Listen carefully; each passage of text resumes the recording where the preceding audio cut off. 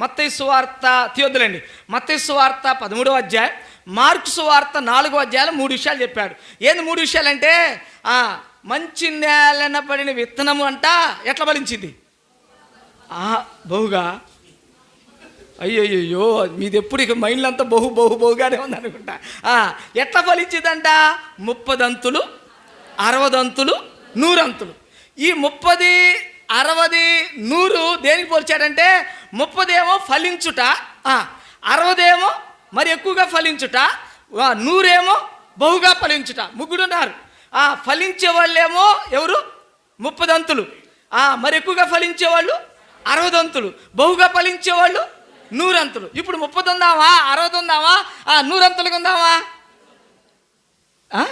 100 అంతులే అందరు కావాలి. మరి ఉండాలంటే ఏం చేయాలి? చెప్తా 3 విషయాలు. ఊరికనే చెప్తా, చెప్పట్లా.